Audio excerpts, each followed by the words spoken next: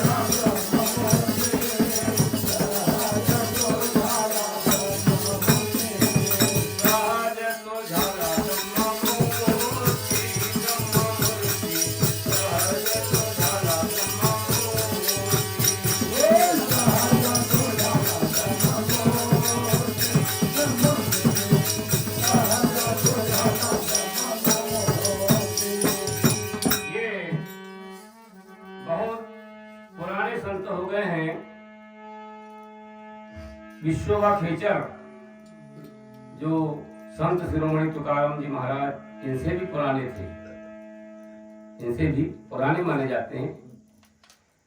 खैर उन्हीं के कक्ष के रहे होंगे, लेकिन पुराने माने जाते हैं।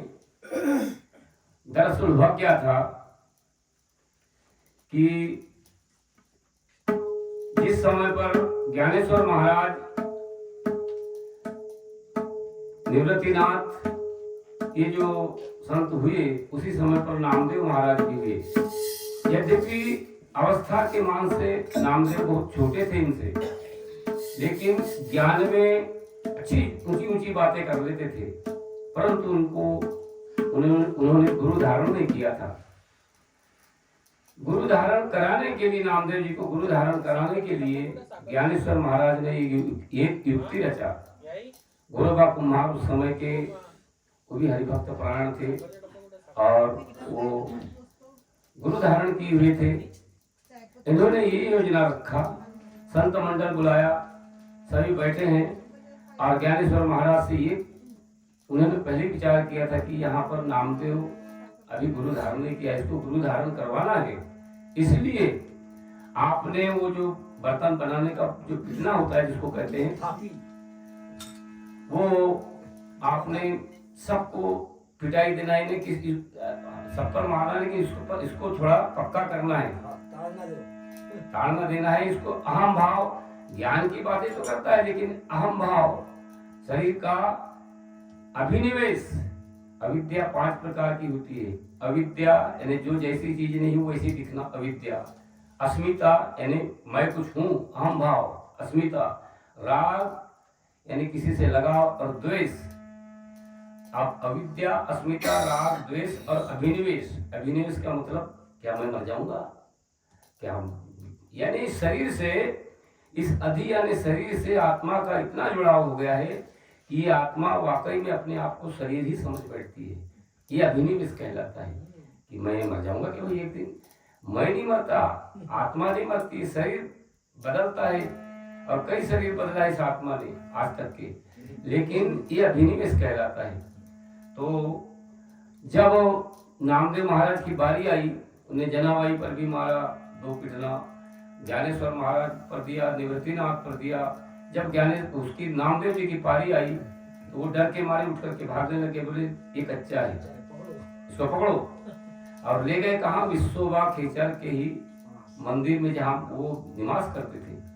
जब नामदेव जी वहां पहुंचे तो उन्होंने देखा कि ये तो इनको गुरु बनाने के लिए भेजे, इनके पास गुरु धारण करने के लिए, मैं इनको गुरु धारण करूँ। ये शिवपिंडी पर, जो भगवान की शिवपिंडी है, उस पर लात रख के सोए हैं।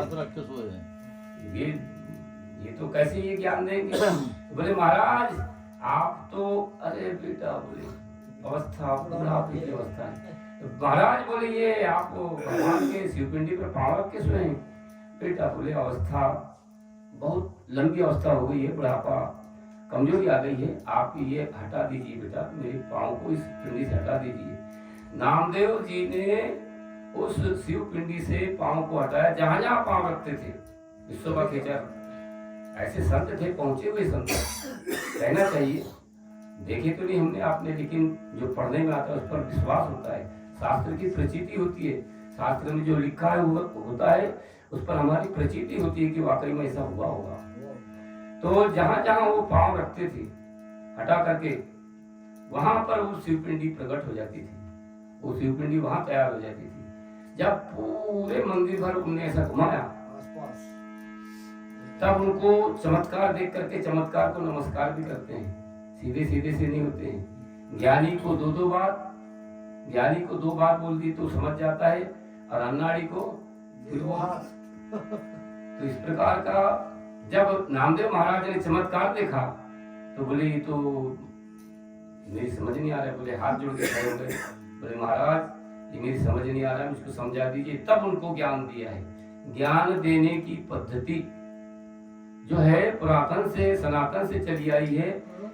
ज्ञान देने की पद्धति जो है, इस रमे हुए राम का, इस हरण, सारे संसार को हरण किए हुए हरि का साक्षात्कार कराने के लिए संतों ने अपनी अपनी प्रणाली अपनाया है।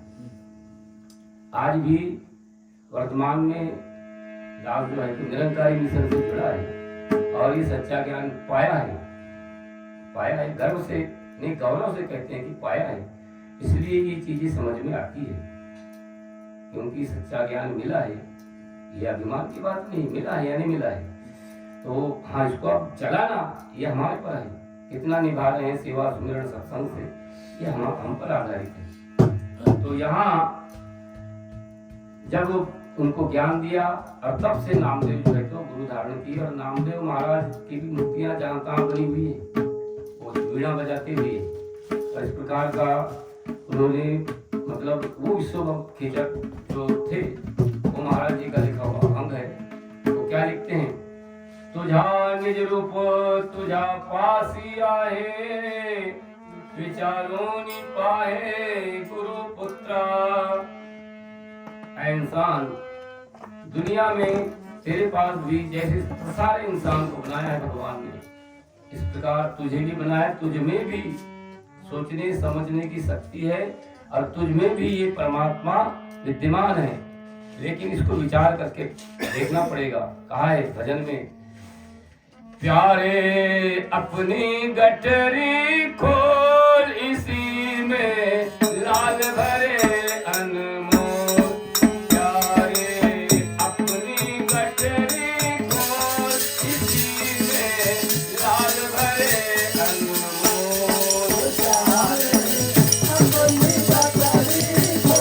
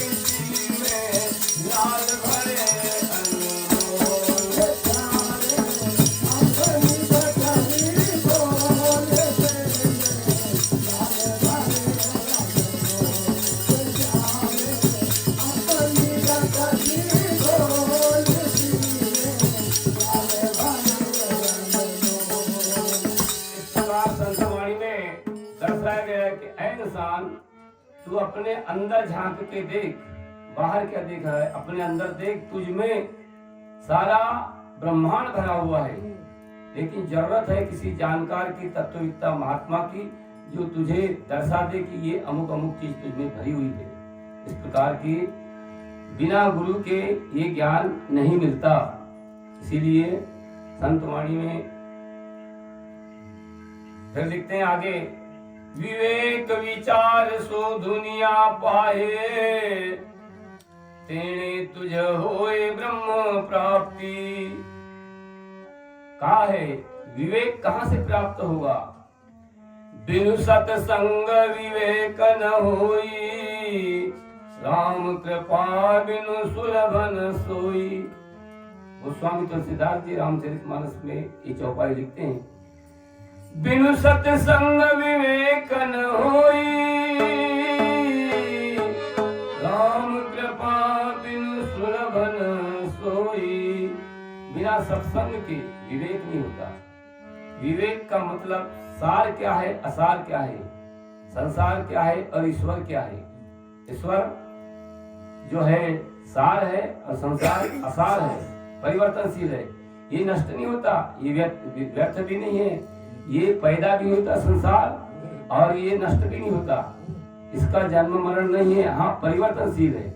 यदि इसको वस्तु रूप से देखा जाए तो ये अनादिकाल से एक रूप है, विनष्ट नहीं होता।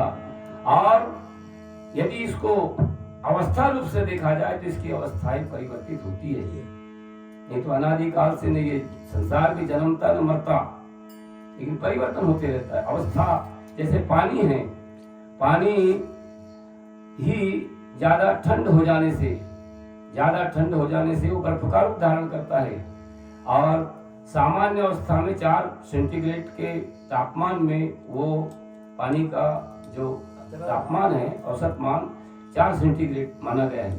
और जब ये गर्म हो जाता है, अग्नि के संसर्ग से गर्म होता है तो वाष्प रूप धारण करता है। इस प्रकार परिवर्तन होता है, लेकिन पानी नष्ट नहीं होता। ये संसार भी इसका परिवर्तन होता है, लेकिन संसार न जन्मता है न मरता है, ये नष्ट नहीं होता, परिवर्तनशील है। अवस्था रूप से देखा जाए तो परिवर्तनशील है। तो यहाँ लिखा है कि ऐ इंसान, तू विवेक और विचार से शोध करके देख, पहचान करके देख। जब तू अपनी पहचान करेगा इस प्रकार की, तो तुझे ब्रह्म की प्राप्ति होगी। तुझे ये मालूम होगा कि मैं साक्षात ये देह नहीं हूँ, मैं ब्रह्म स्वरूप हूँ, मैं जन्मने मरने वाला नहीं हूँ, मैं परिवर्तनशील नहीं हूँ, एक रस रहने वाला हूँ। बैठिए भगत जी, आओ। एक रस रहने वाला हूँ, ये ब्रह्म की प्राप्ति होगी। ज्ञाना च प्रकाश सहज तो झाला, अहम भाव गेला गणोनिया। जैसे ही सदगुरु के द्वारा प्रदत्त या तत्ववेत्ता महात्मा के द्वारा प्रदत्त ज्ञान का प्रकाश इंसान तुझमें होगा, तब तेरा जो अहम भाव है, तेरी जो अविद्या है, तेरी जो तुझमें जो माया भरी हुई है, ये अविद्या नष्ट अहम भाव। अब अहम भाव होना किसका है? मतलब अहंकार, मैं कुछ हूँ, यही अस्मिता कहलाती है। अस्मिता के कारण अहम भाव है। तो ये तेरा अहम भाव गेला गड़ोनिया। गड़ोनिया ने, गड़ोनिया जमीन में गड़ना भी कहो या गल जाना। जैसे बर्फ है, बर्फ को थोड़ा गर्मी दिखा दिए तो वो पानी के रूप में वो गलित हो जाएगा। इस प्रकार का अहम भाव जो है तो वो विनष्ट हो जाता है, वो लचीला बन जाता है। शेखर पिसा मणे, शेखर विसा मणे,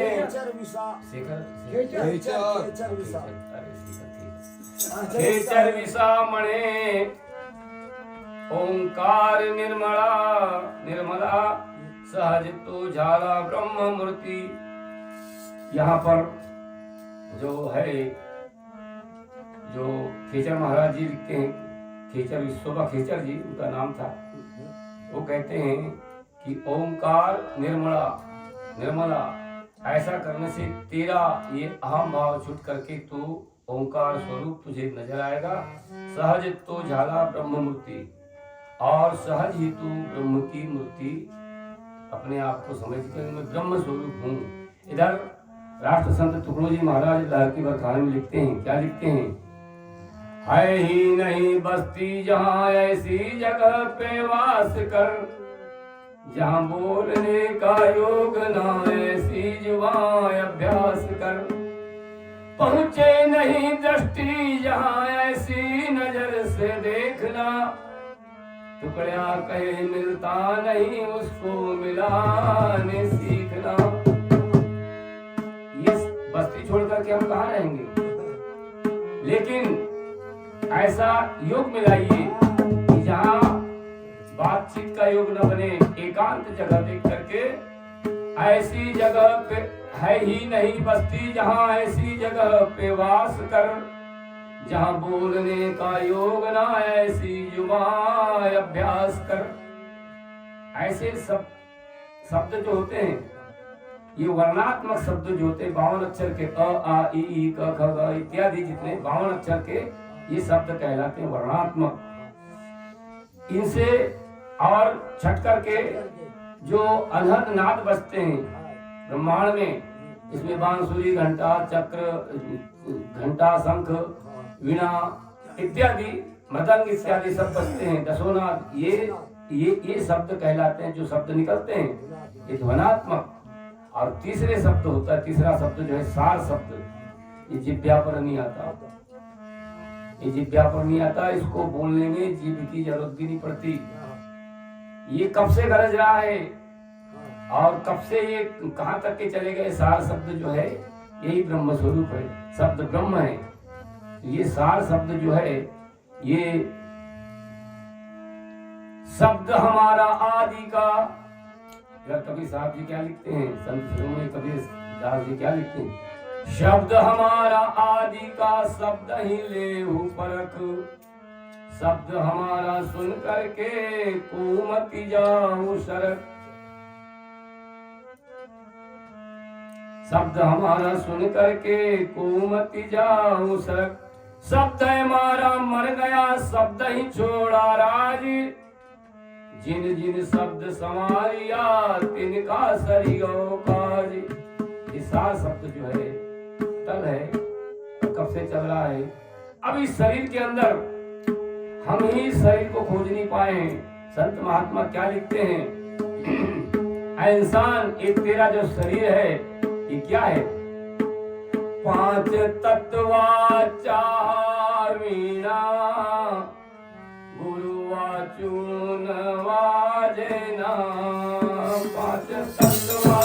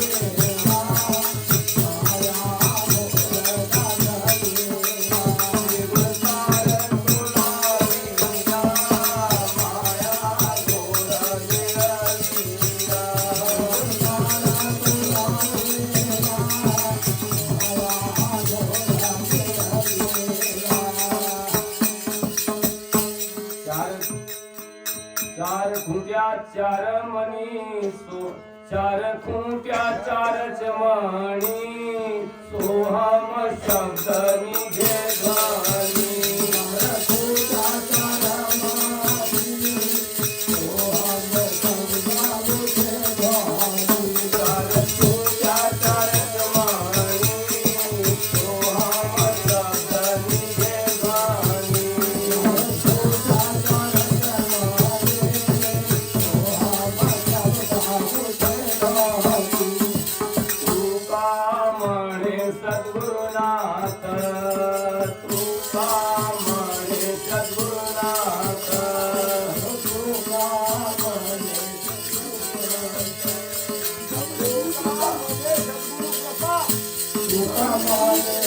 Hare कृपा जे पावीला सतगुरु कृपा जे पावीला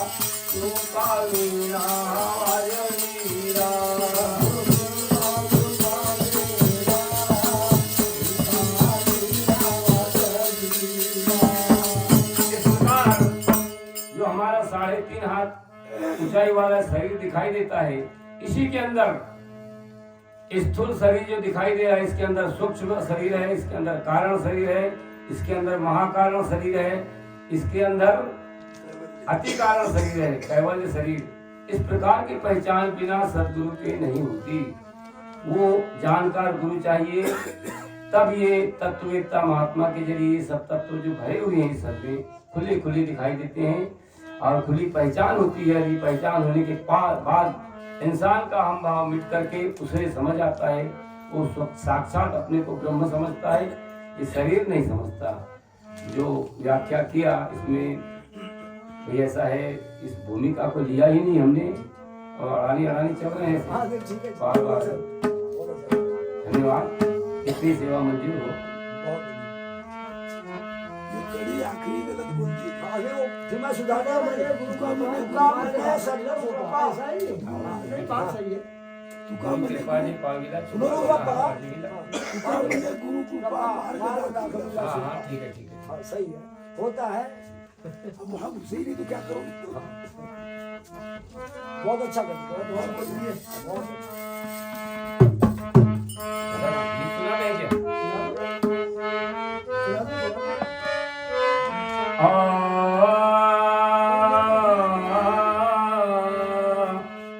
आदमी का जिस्म क्या है जिस पे ये सैदा जहां, अजी एक माटी की इमारत, एक माटी का मकान, खून का गारा बना और ईंट इसमें हड्डियां, और तो सर पे खड़ा है ये खियाली आसमां।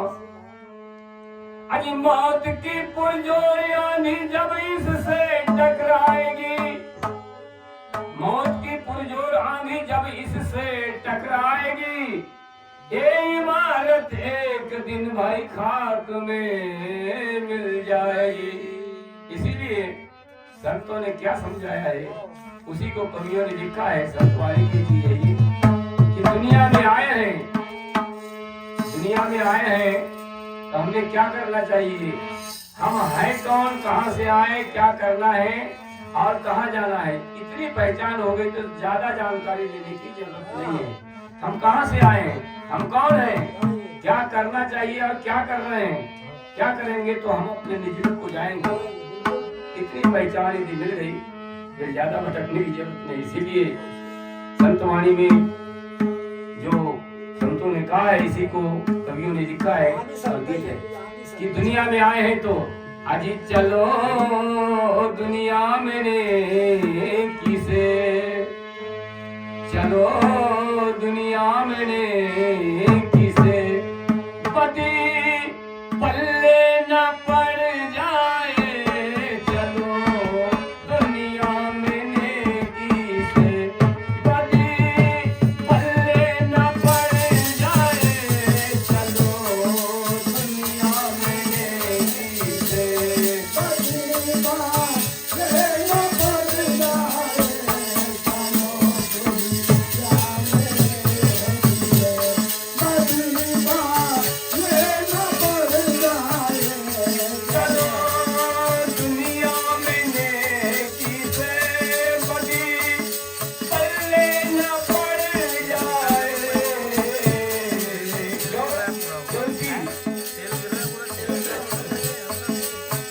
चलो दुनिया मेरे किसे।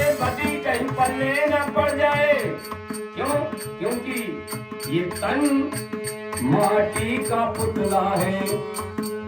अजी ये तन माटी का पुतला है, कहीं धुले न उड़ जाए। ये तन माटी का पुतला है जी, कहीं धुले न उड़ जाए। ये तन माटी का पुतला है जी, कहीं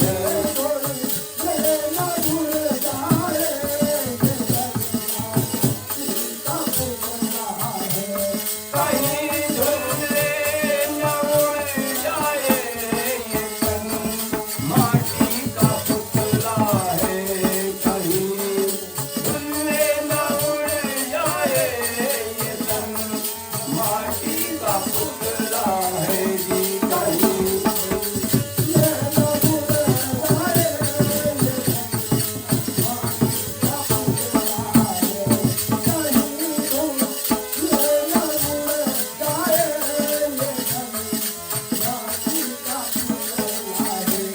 जब बरसात होती है तो बरसात बूंद बूंद पानियों से बरसात होती है। चाहे घनघोर बरसात हो, मूसलाधार हो, चाहे धीमी बरसात हो, लेकिन बूंद बूंद पानी गिरता है और बहुत सी बूंदें पानी की गिरती है। इनसे क्या होता है? नीर नीर बूंद से भर जाते कई दरिया वो सागर है।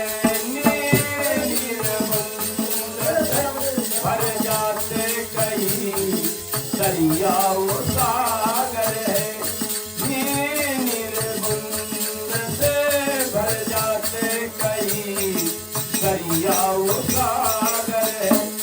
हजारों पाप से भरती तेरे घर से जो गागर है।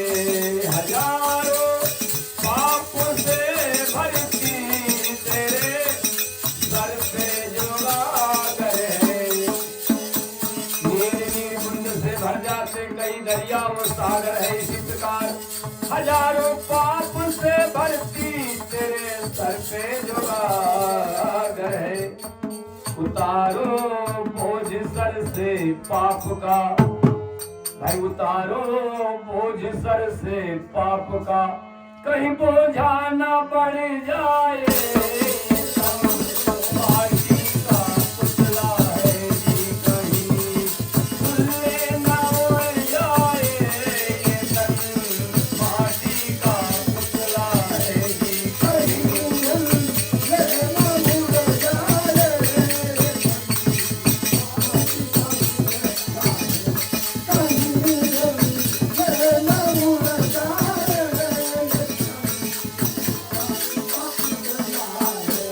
बड़े यमराज के फंदे तो दसों दरवाजे बंद होंगे।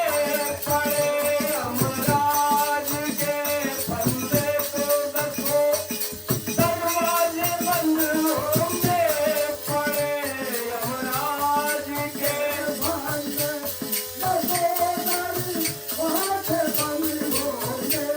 बड़े यमराज के फंदे तो दसों दरवाजे बंद होंगे। सजन भी कपड़ा ढूंढेंगे और बेटे पैसे जो चंद होंगे।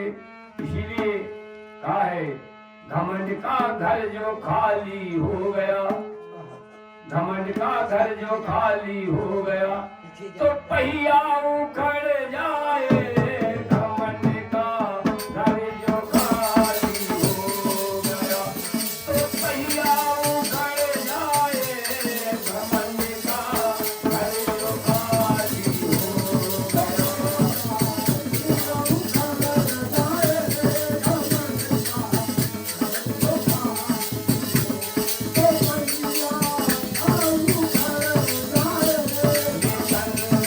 माटी का पुतला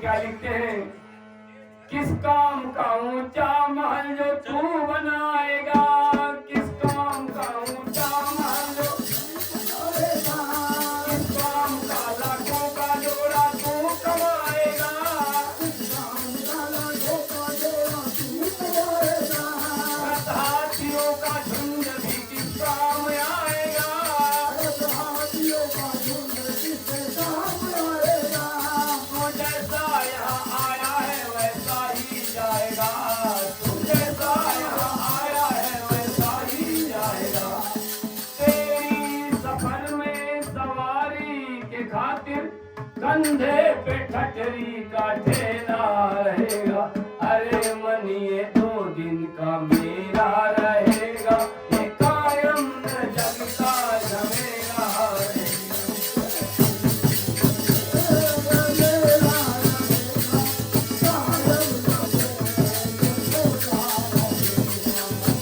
इसीलिए कवि ने क्या लिखा अपने गीत में, 3 दिन क्रिया रोएगी समय पे साथ के साथी, भाई बंधु घाट तक रोते ऊपर से गिर पड़ी माटी, मिट्टी में दफन कर दिए, मिट्टी में सड़ जाएगा एक शरीर, खरीदी लकड़ी और अग्नि का संसर्ग करके चिता में जला दिए तो धुआं बन के उड़ जाएगा। इसीलिए कहा है कि मुसाफिर चंद दिन का वास है, नेकी से चल बदी मत करे, मुसाफिर चंद दिन का वास है, कहीं जिंदा न गड़ जाए, मुसाफिर चंद दिन का वास है, कहीं जिंदा न गड़ जाए, मुसाफिर चंद दिन का वास है, कहीं जिंदा न गड़ जाए, मुसाफिर चंद दिन का वास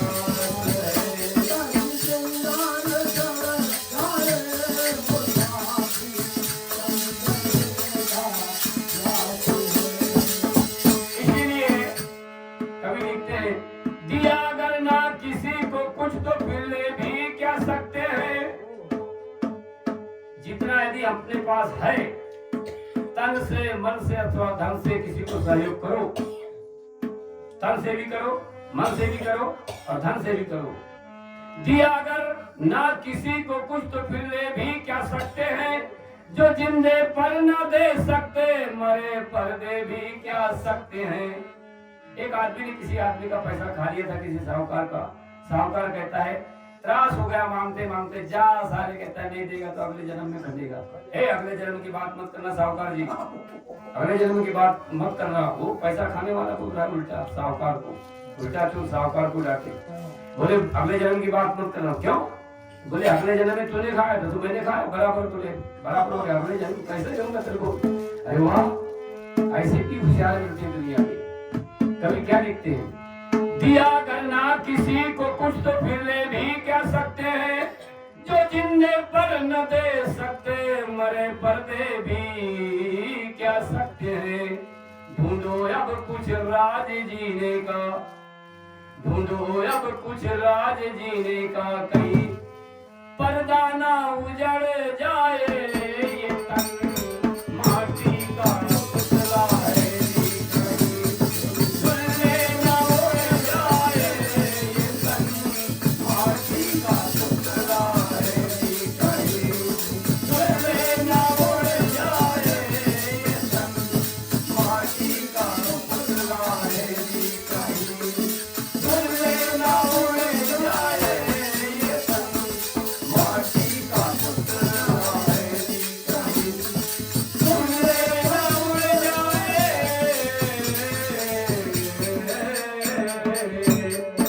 बोलो सतनाथ महाराज की जय, बोल वृंदावन बिहारी लाल की जय।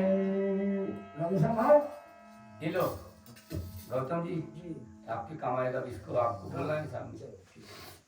ये महाराज जी भी हैं। है ना भगत जी?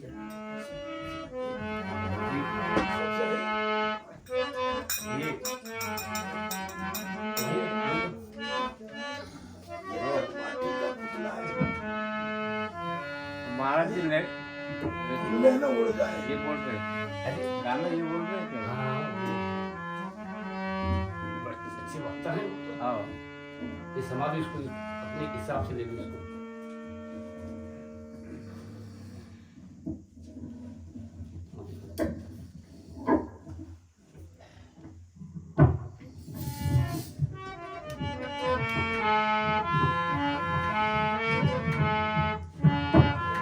अच्छा बढ़िया कि एक तो पूरा वाला लगता है कि किसी भी गाने वाले को ये कई आदमी आवाज देने वाला लगता है कि ज्यादा बड़बड़ चिल्ला नहीं करते वो ये गाने वाला बिजली गए थे वहाँ वो साउंड बॉक्स लगाए थे 1000 पावर के साला वहाँ ऐसा मेरे कान बड़बड़ा गए थे कि क्या है ये नाच तमाशा है कि क्या है डीजे लगाते कितने बजे में डीजे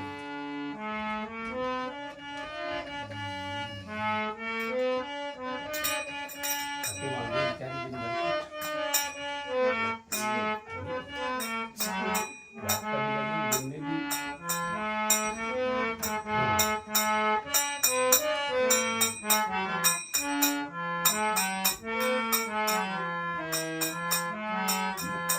कहाँ गए जी वहाँ गए घर में ढोलक डालिए ना उधर गए हैं आ जाओ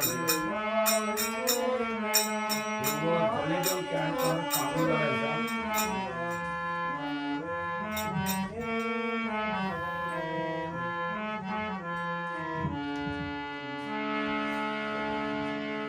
कैसे भी बहुत सुंदर है मेरे। राधेश्याम भाव और राधेश्याम भाव ढोलक मास्टर जल्दी आ जाओ सो गए ये मुंह उठा करो अब जाइयो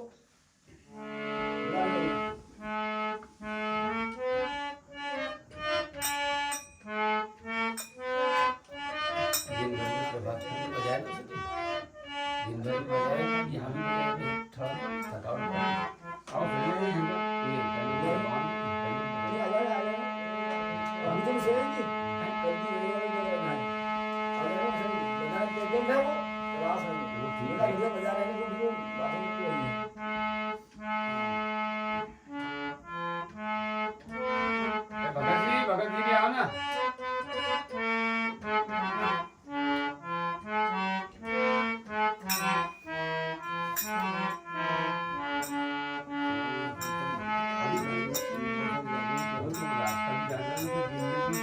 आओ हो गए थे।